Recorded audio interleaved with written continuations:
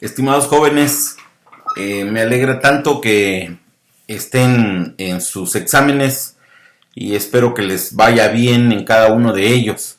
Nos toca una pequeña última parte que tenemos que atender. Está comprendido entre la página 113 y 125 del libro de Derecho Agrario y Ambiental, coleccionado, integrado, preparado por el licenciado Gustavo Lapola.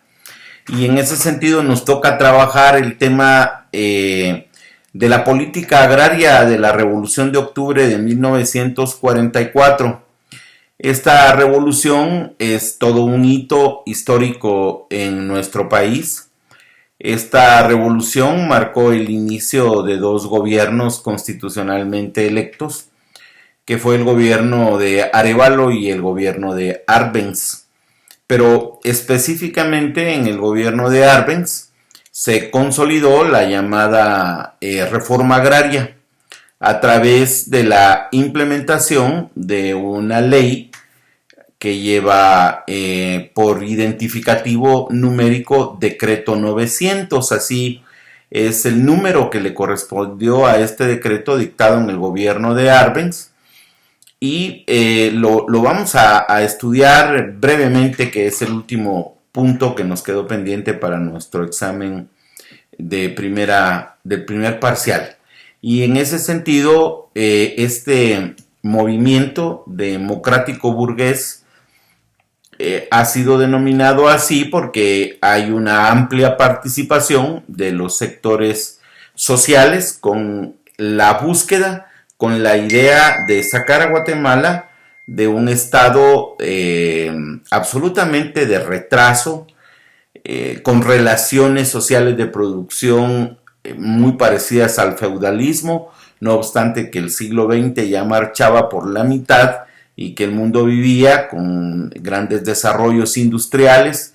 Ya había pasado la Primera Guerra Mundial, la Segunda Guerra Mundial también estaba a punto de concluir y bueno, las grandes potencias se disputaban la posibilidad de tener un mundo a su merced, y en ese sentido el imperialismo norteamericano, el imperialismo alemán, se disputaban por supuesto las hegemonías para el control de los mercados.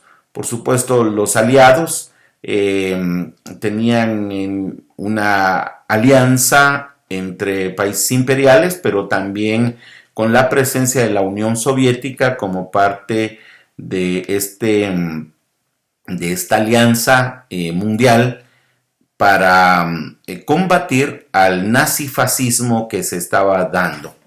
En ese sentido, el movimiento revolucionario democrático burgués de 1944, la revolución del 20 de octubre de 1944, logra derrotar a la tiranía de Ubico, que ya se había empleado por 14 años en el poder. Y les decía yo que esta revolución enfrenta una compleja situación en Guatemala con un carácter muy feudal de las relaciones sociales de producción, y aquí en ese sentido muchos de los habitantes de las grandes haciendas, de las grandes fincas, trabajaban pedazos de tierra y pagaban con la mitad de lo que producían, al estilo feudal. Sin embargo, procesos capitalistas de desarrollo industrial eran la preocupación de los grupos que entraron en alianza, mayores libertades. Los propios dirigentes universitarios sancarlistas entran en una alianza con las juventudes militares progresistas que estaban encabezadas por Jacobo Arbenz Guzmán, y la revolución pues triunfa sobre esta tiranía. Podemos observar que una pequeña burguesía que está constituida por maestros, profesionales, estudiantes, artesanos y otras capas sociales pugnaban desde hace tiempo por obtener la liberación de esta atadura dictatorial ubiquista que ya se había entronado por 14 años en el poder. Los anhelos populares por deshacerse de un régimen tirano pues trae como consecuencia el rompimiento con esas ataduras feudales y semifeudales que se daban en el sistema productivo. Podemos observar también que dentro de la política de esta burguesía emergente también estaba lograr que el país entrara en esos procesos de industrialización para la transformación de los productos agropecuarios, y eso no se podía lograr si la tierra estaba concentrada en muy pocas manos. En ese entonces la United Fruit Company, que era la empresa norteamericana frutícola, pero también la empresa propietaria del ferrocarril y la IRCA, y también teníamos en ese momento grupos de empresarios productores de energía eléctrica que eran privados y que le vendían la producción eléctrica al gobierno. Entonces, en la mente de estos grupos progresistas estaba la posibilidad de competir en contra del ferrocarril a través de carreteras donde hubieran automotores que se transportaran cargando la carga producida por pequeñas unidades o medianas unidades de producción. También estaba la búsqueda de la construcción de grandes hidroeléctricas nacionales, porque este era un recurso estratégico. Y finalmente, pues también la expropiación del latifundio, porque la United Fruit Company prácticamente se estaba adueñando de toda la república de nuestro país, ¿verdad? Ya no era un estado independiente, sino en manos de la United Fruit Company. Externamente, a esta revolución ya les he manifestado que vivíamos en un momento en el que mundialmente se estaba dando esta guerra mundial en la que el imperialismo alemán y el imperialismo norteamericano estaban disputándose los mercados, y por supuesto Rusia, la Unión Soviética, entra a esa batalla, y como ustedes lo han podido recoger en los anales de la historia, vemos a un ejército triunfante sobre Hitler, y pues el ejército norteamericano ya solo llega cuando los rusos han vencido a estas fuerzas nazifascistas. En la legislación revolucionaria es muy importante que ustedes sepan que llegada la revolución pudimos instalar una Asamblea Nacional Constituyente, y esta constitución vio la luz en 1945. Son muy importantes entender que hay principios que están en esta constitución que facilitaron la posibilidad de tener amplias bases jurídicas para lograr la democratización de la producción agropecuaria, de la producción energética, de la transportación de los productos a los puertos, y pues esto fue todo una explosión de gloria para nuestro país.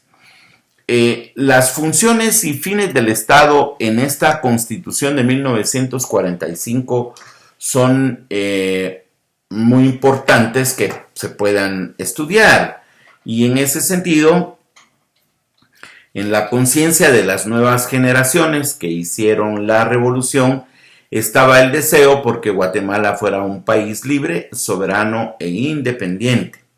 La organización republicana debería tener como fin el aseguramiento de la libertad, del bienestar económico, de la cultura y la justicia social. Es bueno que tomen nota de estos 4 grandes principios que recogió la Constitución Política de la República de Guatemala de 1945. Se los repito, muchachos.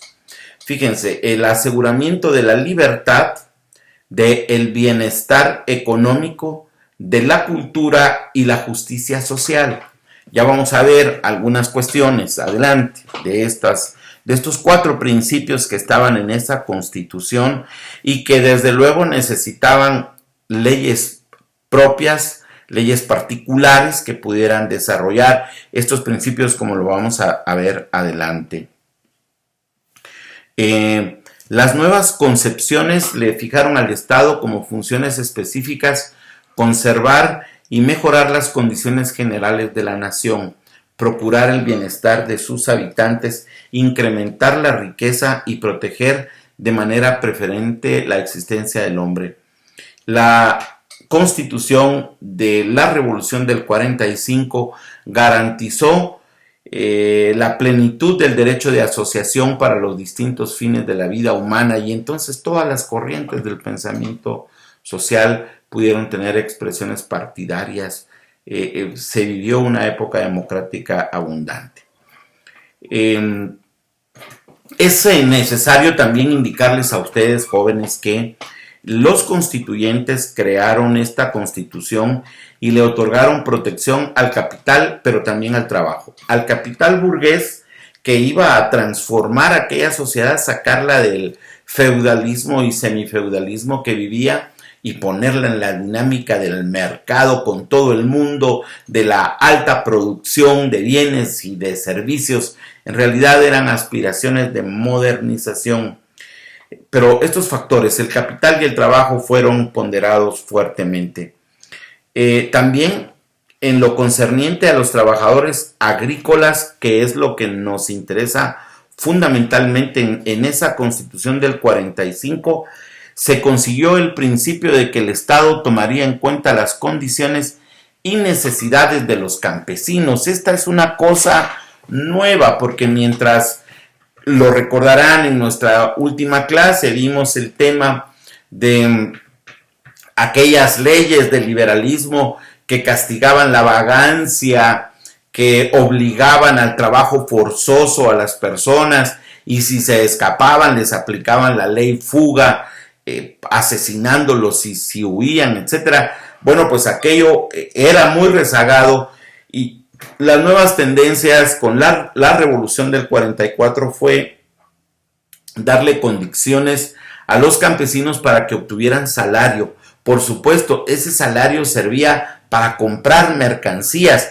y entonces el proceso de compra y venta, de desarrollo mercantil, de altos procesos productivos, pues era una esperanza mejorar las condiciones del país, pero protegiendo el salario de los campesinos y de los trabajadores. Para el tema propiamente de la protección de los trabajadores, es interesante ver cómo la Constitución fija como principios fundamentales algunos de los que les voy a manifestar ahora. La regulación de los contratos individuales y colectivos, porque es que antes no era obligatorio un contrato escrito, ahora sí. La fijación periódica del salario mínimo, teniendo conciencia que los precios a veces de la canasta básica suben, y entonces el salario pierde poder adquisitivo. Entonces se iba revisando ese salario. También se le dio el carácter de inembargable, porque los embargos que podían proceder de los créditos bancarios podrían dejar sin comer a las personas. También se estableció el séptimo día como un beneficio para el descanso de los trabajadores, la obligación de pagar el salario en moneda nacional, porque se estableció la fortaleza de nuestra moneda, el quetzal. La jornada máxima de trabajo diurno era de 8 horas y de 6 horas la jornada máxima de trabajo nocturno. La obligatoriedad del pago de las vacaciones después de un año de servicio. Miren qué grandes conquistas, jóvenes, eran cosas muy importantes. La consignación del principio de salario igual para trabajo igual, para que todos se protegieran por las prestaciones que prestaban. La preferencia de contratación para trabajadores guatemaltecos, esto también es de primer orden. Nosotros debíamos ser primero. El derecho a la libre sindicalización se reconoce ahí para que los trabajadores pudieran asociarse y defender los derechos que les correspondían, el derecho a la huelga y también del paro de los patronos. O sea, ambas cosas, tanto el derecho a la huelga de los trabajadores como el derecho al paro que los patrones podían tener. Se establece también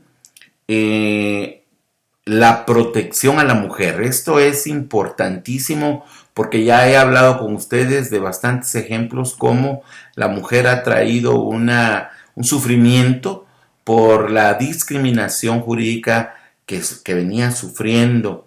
También la protección al trabajo de los menores, porque se ponía a trabajar a los niños desde que tenían 5 años y entonces no se garantizaba que los niños hijos de los campesinos fueran a recibir sus clases a la escuela. Con esta constitución se logró eso.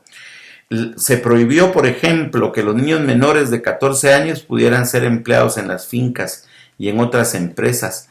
Se garantizó la obligación de indemnizar a los trabajadores cuando fueran injustificadamente despedidos. Las condiciones de seguridad e higiene eran obligatorias, protegidas por el Seguro Social. En términos de la cultura es muy importante. En lo concerniente a este tema, fíjense, se declaró que en las fincas era obligatorio que los patronos tuvieran escuelas para los hijos de los campesinos. No se podía tener campesinos trabajando si no se les daba educación a sus hijos, lo cual estaba muy bien porque de lo contrario la familia entera se iba al campo y ya no había educación. Se declaró de utilidad o interés nacional el mejoramiento social y cultural de los indígenas. Esta parte es importantísima porque no se quiere aceptar, pero los indígenas son la mayoría de este país. Y en tanto la conciencia la tengamos así de clara, pues bueno, entonces los indígenas tienen que ser tratados no de una manera subyugada, sino que en igualdad de condiciones. En igualdad de condiciones todos. No pueden haber prerrogativas de unos frente a otros. En el régimen puramente económico y hacendario, esta es una parte muy interesante, se determinó que el Estado orientaba la economía nacional en beneficio del pueblo. Fíjense, o sea, la economía nacional no es en beneficio de las empresas, ni de los industriales que estaban transformando las realidades económicas de nuestro país, sino en favor del pueblo trabajador. Esto es muy importante como orientación de esta nuestra Constitución en el régimen económico y hacendario. Era función principal del Estado el fomento de las actividades agropecuarias, porque no es ningún secreto, bueno, basta levantar la cabeza y ver alrededor. Guatemala es precisamente un país agrícola y a eso había que ponerle atención. Los recursos, los impuestos, toda la fortaleza del Estado debía utilizarse para fortalecer estas actividades agropecuarias, procurando que el trabajo beneficiara a quienes desarrollaban esa actividad, los campesinos, y que la riqueza alcanzara para el mayor número de habitantes. Vean, el artículo 90 de esa Constitución recogió el principio que ya para esa época en muchos países del mundo, que por eso es tan lamentable que Estados Unidos haya derrocado al gobierno de Jacobo Arbenz Guzmán, inventando la falacia de que era un gobierno comunista y que a la gente le iban a quitar sus casas. Los únicos que quitaron las casas fueron los banqueros, que ahora hacen préstamos, no paga la gente, le quitan su casa. Tales realidades de comunismo y esas mentiras fueron falsas. De tal suerte que no debemos caer los guatemaltecos en seguir reproduciéndolas. Ya Bill Clinton vino a Guatemala a pedir perdón por ese derrocamiento a un gobierno constitucional muy bueno que todavía nosotros anhelamos. Se reconoció la propiedad privada, fíjense, se reconoció el derecho a la propiedad privada, pero se declaró que esta tiene que ser en función social.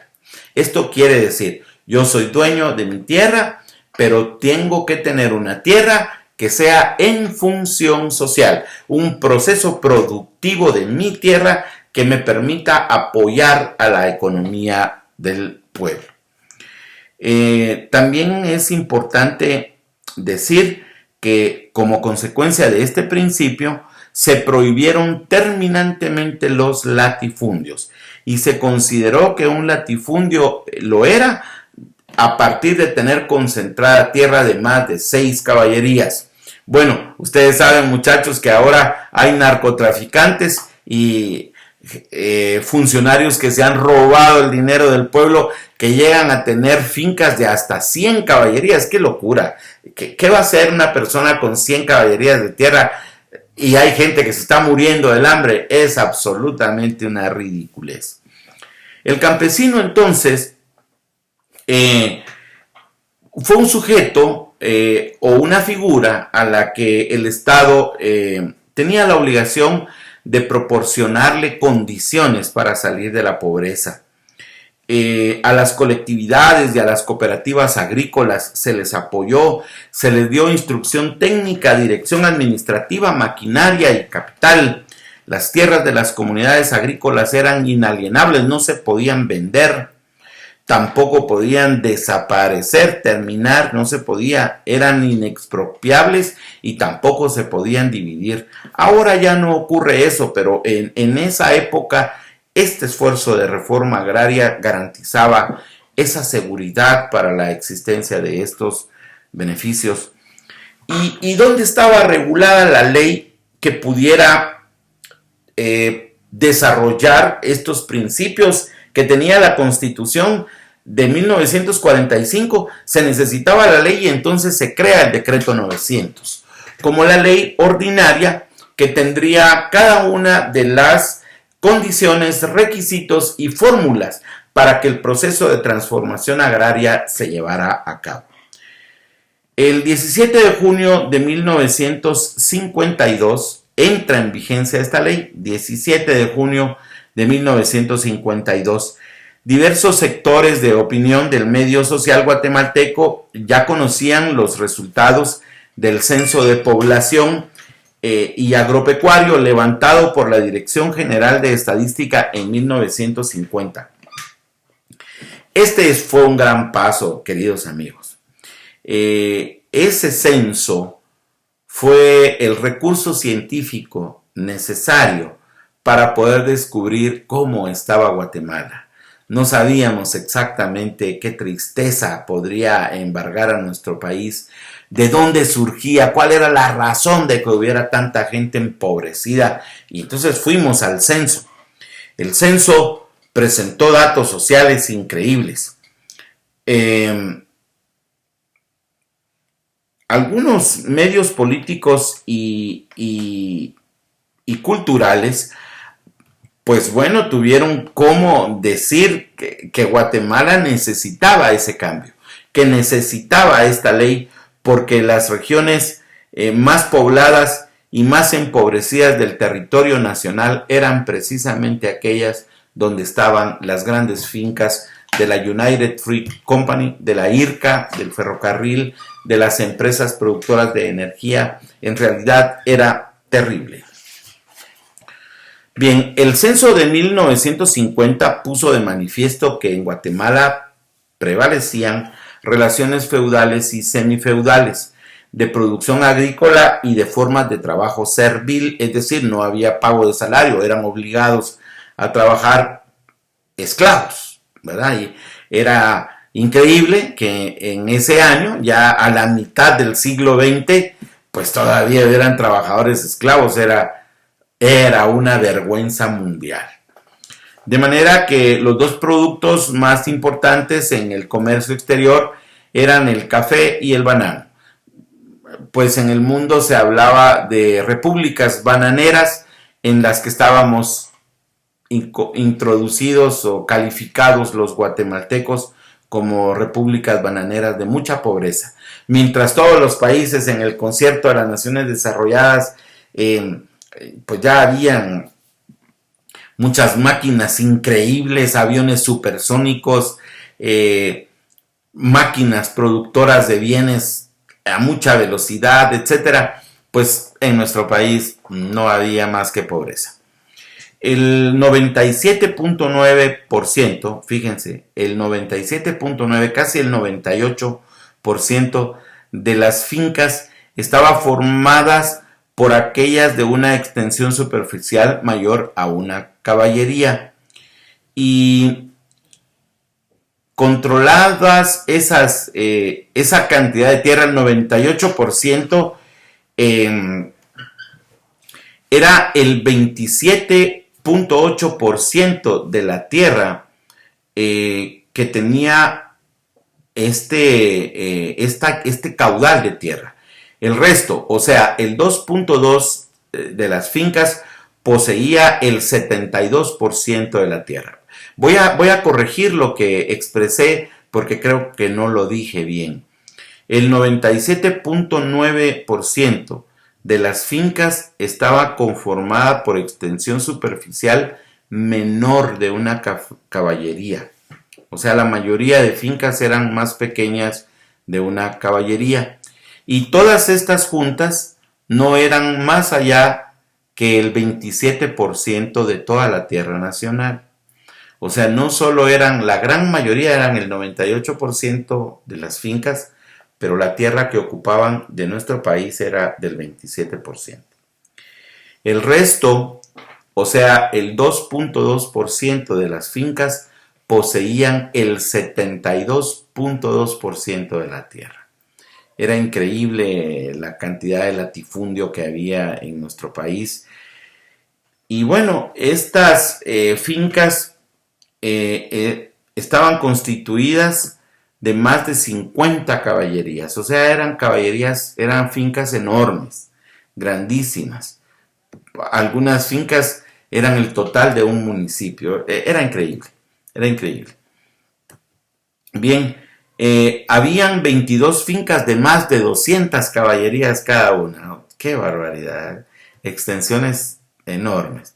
Estos datos se obtuvieron, por supuesto, de ese censo.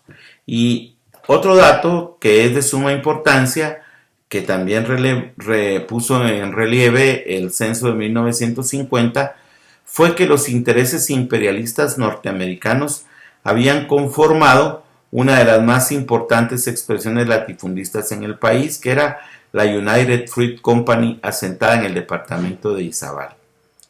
Esta empresa poseía 59 fincas con un total de 2.356 caballerías. Fíjense, eran dueños de 2.356 caballerías.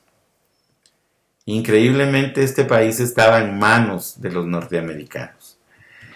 Tenían la Compañía Agrícola de Guatemala, que también era subsidiaria de la United Fruit Company, poseía en el departamento de Escuintla 2.266 caballerías. ¡Qué barbaridad! Ambas compañías en forma ociosa, o sea, tenían las dos compañías 3.470 caballerías que no cultivaban. La gente se estaba muriendo de hambre y estaban las 3.700 caballerías sin cultivar. Efectivamente, esto da los datos de una estructura agraria de nuestro país con un gran problema. Fue con esos y con otros antecedentes y bajo el amparo de los preceptos constitucionales que les leí primero, especialmente el artículo 90, 91 y 92 de esa Constitución, que permite la creación del Decreto 900. El Decreto 900 se llamó Ley de Reforma Agraria para regular toda esta situación. La Ley de Reforma Agraria tenía un sólido basamento en la realidad del país, nacido de ese análisis que había hecho el Censo Poblacional y Agropecuario. Garantizaba y reconocía la propiedad privada como función social, y los artículos 91 y 92 prohibían terminantemente los latifundios, propugnando por la desaparición de los existentes y prescribiendo que, por causa de utilidad o necesidad pública o interés social, la propiedad privada estaba sujeta a expropiación previa indemnización. Es decir, si se tenía que expropiar una propiedad para ser de beneficio social, antes se le tenía que indemnizar al propietario. Dentro de los objetivos del Decreto 900 están estas disposiciones generales de la Ley de Reforma Agraria que fijaron el objetivo de liquidar esas relaciones feudales, de producción y pasar a la forma capitalista, preparando el paso para la industrialización del país. En estas mismas disposiciones generales se suprimen todas las formas de explotación del campesino, y por explotación del campesino se entiende obligarlo a trabajar sin salario. Ya no era posible, como el pago en trabajo del arrendamiento de la tierra, y aun cuando permitía que el arrendamiento pudiera ser pagado, ya sea en especie o en dinero, no se permitía que éste excediera del 5% del valor de la cosecha. Y esto con el objeto de que la cosecha fuera al mercado, para que las relaciones de compra y venta de los productos fuera la creación de dinero en las manos del consumidor, para que luego el consumidor pagara la renta de la tierra. Solo así se podía, para que hubiera una dinámica económica de carácter capitalista en el país. Hay unos objetivos específicos de la reforma agraria. El primer objetivo específico es el desarrollo de la economía capitalista campesina. Eso definitivamente fue un objetivo. La economía capitalista de la agricultura era la que estaba rigiendo la mente del proyecto económico de la Revolución de Octubre. La dotación de tierra a los campesinos que la poseían o que no la poseían, o que la poseían en una cantidad muy pequeña, proporcionándoles asistencia técnica, también incluyendo que se compraba por parte del Estado animales ya engordados y se les entregaba a los campesinos a efecto de que desarrollaran, por ejemplo, lecherías, o pudieran a partir de estas reses seguir generando nuevos novillos, en el caso del ganado, de las cabras o de las ovejas, o de las granjas de gallinas, fertilizantes y semillas. Hubo todo un movimiento promotor del desarrollo agropecuario. La inversión de nuevos capitales en la agricultura por medio del arrendamiento capitalista de la tierra nacionalizada, porque la tierra que se nacionalizó porque eran latifundios ociosos, pues también se entregaron en venta, porque no fueron regaladas. Las tierras se entregaron vendidas a los campesinos, que las tenían que pagar para que luego ese dinero se utilizara en caminos, puentes, desarrollo de las carreteras que transportaban a los productos, la creación de la presa de Jurum Marinalá para poder producir energía, etcétera. Todo un movimiento innovador de las formas de cultivo y de incrementar el crédito tanto para los campesinos como para los agricultores capitalistas. Todo esto que les estoy leyendo está en la página 119 de nuestro libro de texto, que ustedes puedan ir a ver. Ahora, ¿cuáles eran los bienes? ¿Cuáles eran las tierras que podían ser afectadas? Tres clases de propiedad fundamentalmente fueron sujeto de las medidas de afectabilidad de la reforma agraria. Estos tres tipos de propiedades fueron las fincas y tierras nacionales. Las propias tierras del Estado fueron expropiadas y fueron entregadas y vendidas a los campesinos. Latifundios feudales y las tierras municipales. Por supuesto, los latifundios feudales fundamentalmente porque no se podía ser propietario de tierra que no estuviera en proceso productivo. Los trabajadores de las fincas de las tierras nacionales que estuvieran interesados en obtener esas tierras tenían la opción de recibirlas en parcelas individuales, ya fuera en usufructo vitalicio. Esta era una forma, o sea, no eran dueños, sino les permitían que las usaran, o bajo la forma de cooperativas agrícolas de producción. Una cooperativa, por supuesto, no compraba la tierra porque la propiedad de esa tierra no le era entregada, sino solamente la posibilidad de usarla a la cooperativa según fueran rotando sus directivos electos democráticamente. La elección de una u otra forma se sometía a la voluntad de la mayoría democrática de los campesinos que trabajaban en esas fincas. Hablamos de las fincas nacionales, de esas estoy hablando. La entrega de parcelas individuales en usufructo vitalicio solo podía hacerse en tierras que se estuvieran cultivando por parte de los campesinos que las pidieran. Desde un mínimo de 1 manzana hasta un máximo de 5. Como ustedes ven, una parcela es un pequeño predio de tierra. No son extensiones de caballerías, sino de 1 o hasta 5 manzanas. Estas son las parcelas. En tierras que no estuvieran cultivadas se podía pedir desde un mínimo de 2 manzanas hasta un máximo de 15. El ganado, equipos, instrumentos, fertilizantes, semillas, aperos y maquinaria agrícola existentes en fincas nacionales se pusieron al servicio de los trabajadores que fueron beneficiados porque no habían tractores para arar la tierra, etc. Todo lo que era nacional se utilizó para eso. En el caso de los latifundios feudales, el decreto 900 consideró como latifundios las tierras de propiedad privada mayores de 6 caballerías que no estuvieran cultivadas por sus propietarios. Fíjense, que no estuvieran cultivadas. Si las tierras estaban cultivadas y en proceso productivo, no se afectó a las tierras feudales. Digamos que especialmente se afectó a aquellas que se daban en arrendamiento, se tenían pero se daban en arrendamiento, no se cultivaban. El latifundio así concebido debía ser expropiado a favor de la nación o a favor de los campesinos o trabajadores directamente beneficiados.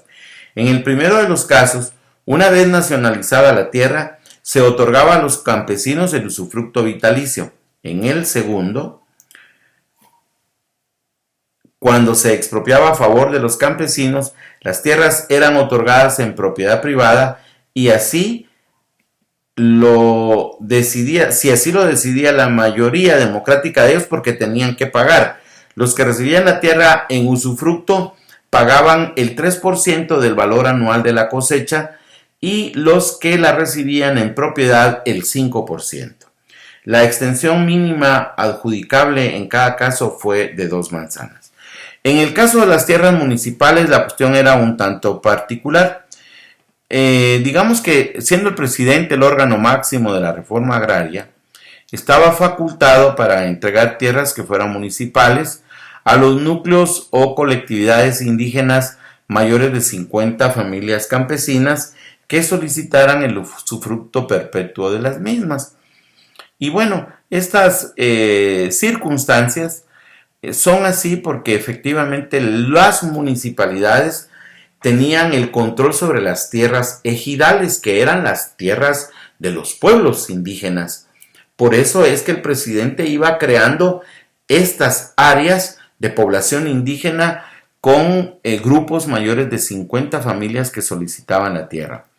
Cuando existían tierras en conflicto entre municipalidades y comunidades agrarias, se adjudicaban con preferencia a las comunidades agrarias, porque la municipalidad recibía las tierras y no las iba a hacer producir, en tanto que las comunidades agrarias sí. Si el conflicto se suscitaba entre particulares y comunidades agrarias sobre tierras no cultivadas, se resolvía también a favor de las comunidades agrarias por la razón anteriormente expuesta, siempre que esas tierras fueran afectables, es decir, que no estuvieran siendo productivas. En el caso de los arrendamientos, el decreto 900, con el objeto de promover la inversión de nuevos capitales en la agricultura, previó el arrendamiento capitalista de la tierra nacionalizada, es decir, quien era el arrendante ahora era el Estado, estableciendo que cualquier persona, fuera o no agricultor, pero que tuviera capital disponible, que estuviera dispuesto a invertir, tenía derecho a solicitar esas tierras, siempre que garantizara un porcentaje en la investigación de la inversión en una suma no menor al 15% ni mayor del 25%. Los campesinos, mozos, colonos y trabajadores agrícolas también tenían ese derecho de pedir tierras en arrendamiento. Voy a hablar ahora un poco acerca de la expropiación y la indemnización que tenía que darse en las tierras que eran expropiadas. Como quedó establecido, la expropiación podía hacerse ya fuera en favor de la nación o directamente en favor de los campesinos y los trabajadores. Esas dos formas existían para la expropiación. La expropiación se consumaba siempre y cuando hubiera sido ya indemnizado el propietario, y esto de conformidad con el valor registral para el pago de los impuestos de los derechos prediales. Indudablemente esto trajo o acarreó consigo algunos conflictos. Vamos a verlos adelante. Decía yo que se fijó el valor con base en la declaración fiscal y era pagadera con bonos de la reforma agraria, bonos bancarios, digamos. Si yo vendía mi tierra por 100,000 quetzales, el gobierno le daba un bono bancario de 100,000 quetzales al dueño y él iba al banco a cobrar el 3% anual. Era un negocio redondo, muy seguro. El plazo máximo para cancelar el valor de la tierra por medio de bonos fue de 25 años. El Estado le iba pagando al dueño hasta por 25 años para terminarle de pagar. Pero las diferentes series de bonos podían tener plazos distintos, o sea, podían haber plazos pequeños de 5 años o de 10. Para los pagos quedaron afectados como garantía en primer término los valores, productos y rentas del Fondo de la Deuda Agraria y complementariamente las rentas generales de la nación, porque el Estado es un buen garante. El Estado cobra impuestos y tiene ahí garantías para poderle pagar a quien le compraba la tierra por indemnización, o sea, no había pierde. No puede dejar de decirse en este tema el hecho de que la ley, al fijar como base de indemnización el valor declarado en la matrícula fiscal por los propios terratenientes, pues estaba actuando en un plan por demás justo y lógico, porque si yo valoro mi tierra en 10 quetzales, pues 10 quetzales hay que pagarla. Ahora, si yo valoro la tierra con su valor comercial y le pago los impuestos al Estado, entonces estoy siendo justo, pero de lo contrario, lo que estoy siendo es un evasor de impuestos. No tengo derecho a estar alegando ni requiriendo mayores pagos. En cuanto a los órganos de la reforma agraria, es muy importante que ustedes tomen nota. Estos órganos de la reforma agraria están en la página 122 del libro y tenemos en el primer órgano creado en la ley de reforma agraria para la administración de todos estos procesos, se llamaba Comité Agrario Local. Verbigracia un COCODE, verbigracia un comité de vecinos, de pobladores, de ciudadanos de una comunidad determinada. Este estaba integrado por 5 miembros, nombrado uno por el gobernador del departamento, otro por la municipalidad respectiva, otro por la organización campesina o el sindicato de la finca o empresa agrícola. Así estaban integrados este primer órgano llamado Comité Agrario Local. Pónganle mucha atención porque puede ser pregunta. También existía el órgano denominado Comisión Agraria Departamental, integrada por 3 miembros. Esta Comisión Agraria Departamental la integraba el gobernador departamental que la presidía y los otros 2 miembros de esa comisión eran nombrados por el presidente de la República. Uno a propuesta de la Confederación General de Trabajadores de Guatemala y otro por la Confederación Nacional Campesina de Guatemala. Era muy democrático esta integración de estos comités que velaban por el desarrollo agropecuario de nuestro país. Otro de los órganos era muy importante el Consejo Agrario Nacional. El Consejo Agrario Nacional estaba integrado por 9 miembros. El primero era el jefe del departamento agrario. Muy interesante esto, porque el departamento agrario era el que determinaba a dónde se iba a hacer la reforma agraria. Él era el presidente. Los demás miembros eran nombrados por el presidente de la República a propuesta en torno de las siguientes entidades. Uno era propuesto por el Ministerio de Agricultura. otro por el Ministerio de Economía, uno por el Banco de Guatemala, uno por la Dirección General de Estadística, y esto es muy importante porque esta era la entidad que hacía las cuentas de cómo estaban los procesos productivos, cuántos quintales de maíz, cuántas hectáreas estaban cultivadas. Esta Dirección General de Estadística pues era un órgano de primera mano.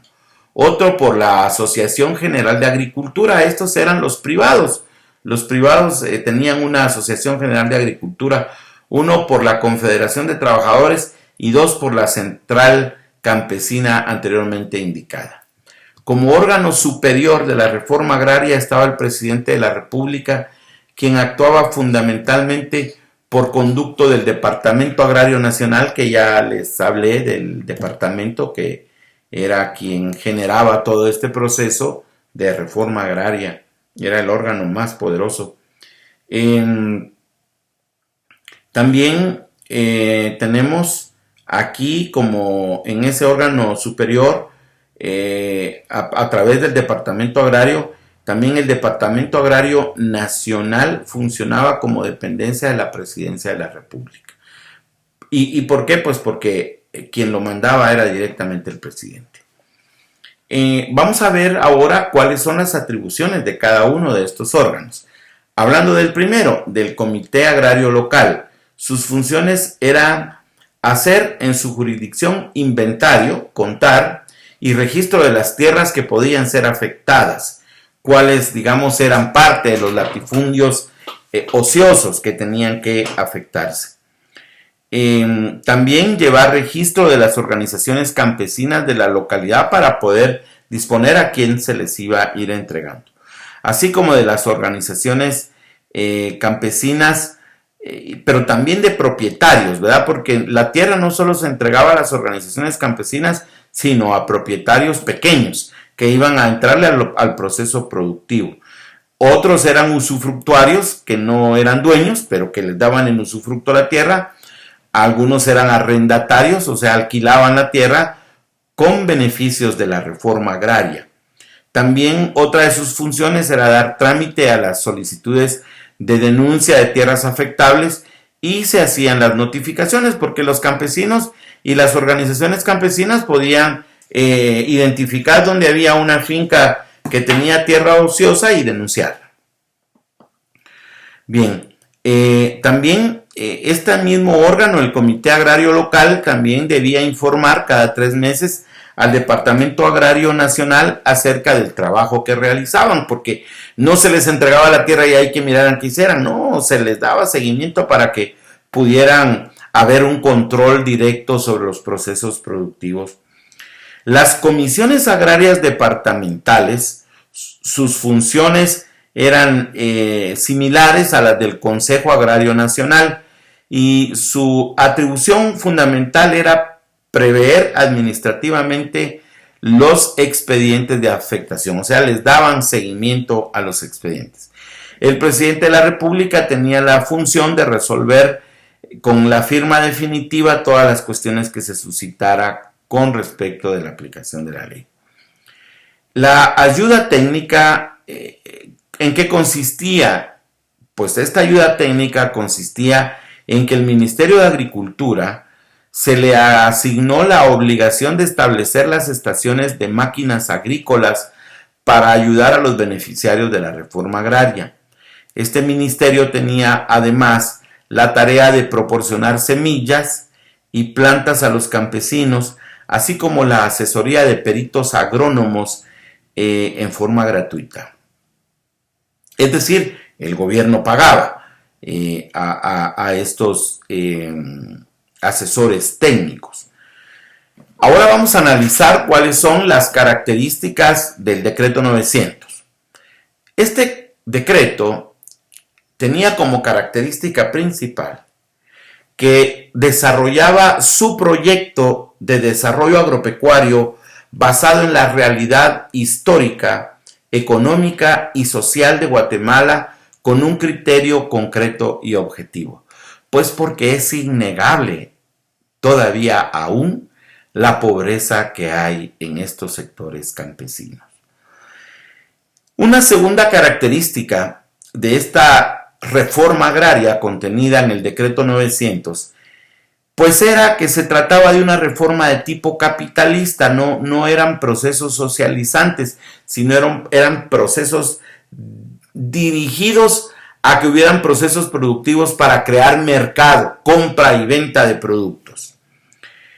Lo único que esa organización que se iba a dedicar a la producción agropecuaria para la compra y venta de productos, pues si bien era cierto, era capitalista, estaba en función social. Esa es una característica. Una tercera característica es que la reforma propugnaba por un cambio sustancial en las relaciones de propiedad y en las formas de explotación de la tierra para hacerla más democrática. Los objetivos que se perseguían en la aplicación de la reforma agraria ponían especial acento en la dignificación de las masas campesinas que se habían depauperizado terriblemente. Todavía siguen así. Otra de las características es que la tierra se distribuía con preferencia o dándole preferencia al usufructo vitalicio, para evitar que las parcelas otorgadas volvieran de nuevo a la propiedad latifundista, porque es que si se le entrega la propiedad a los campesinos y empobrecidos, pues las venden. Entonces el usufructo vitalicio era la preferencia. También, indudablemente, se contempló la adjudicación de terrenos en propiedad privada en muchos casos donde era evidente que el proceso productivo se iba a mantener y a sostener. Otra característica es que el sentido capitalista de la reforma quedó determinado con la preservación que se hizo al no declarar afectable la pequeña propiedad que se tenía como tal hasta un máximo de 2 caballerías. Tal vez para que haya claridad en esto, una caballería tiene 64 manzanas, no es pequeño. 2 caballerías serían 128 manzanas. Eran cantidades importantes de tierra las que se respetaron. Y desde luego que también se respetó la de tipo medio, hasta de 6 caballerías, y también la gran propiedad, siempre que estuvieran constituidas por empresas agrícolas, con cultivos técnicos o económicos tales como el café, el algodón, la citronela, el té de limón, que se ha hecho muy popular como una medicina, el banano, la caña de azúcar, el tabaco, el hule, la quina, árboles frutales, pastos, frijoles, etc. Esta es una cosa interesantísima. La reforma agraria no se podía aplicar sobre fincas que estuvieran en procesos productivos, que tuvieran maquinaria para la transformación. Todo eso se protegió porque era una reforma agraria capitalista. Solo afectaba a la tierra ociosa, la que no estuviera siendo productiva. Indudablemente, y no se puede negar, los terratenientes también obtuvieron algunos beneficios con la reforma agraria. Pues, por ejemplo, se vieron obligados a conocer la realidad de sus fondos y provocar la mecanización y racionalización de sus cultivos. Esto quiere decir que para que no les afectaran su propiedad, el mismo gobierno les dio fondos para comprar maquinaria. Algunos pudieron salvar sus tierras muy grandes siempre y cuando crearan condiciones industriales de producción en sus propiedades. Los órganos de aplicación de la reforma, y esta también es una característica, tenían un amplio carácter democrático. Las decisiones no eran unilaterales, habían órganos que decidían alrededor de las decisiones que se tomaban. Esta era una característica muy importante. La ayuda técnica y el sistema de crédito también formaron parte esencial de la reforma agraria. Y bien, con esto termino diciendo que el decreto número 994 crea el Banco Nacional Agrario. Y esto fue en julio de 1953. Fue la panacea, queridos jóvenes. Haber alcanzado por parte de los campesinos el acceso a los créditos fue de mucha algarabía para los guatemaltecos que habían alcanzado tierras, pero que no tenían cómo ponerlas a producir. Fue el decreto número 994. Con eso voy a dar por terminada esta clase. Duró aproximadamente 1 hora y es el último documento que va a entrar en su examen. Les deseo a todos muchos éxitos. Nos seguimos comunicando por el chat para poder aclarar las dudas en cuanto a su examen. Un abrazo a todos. Muchas gracias.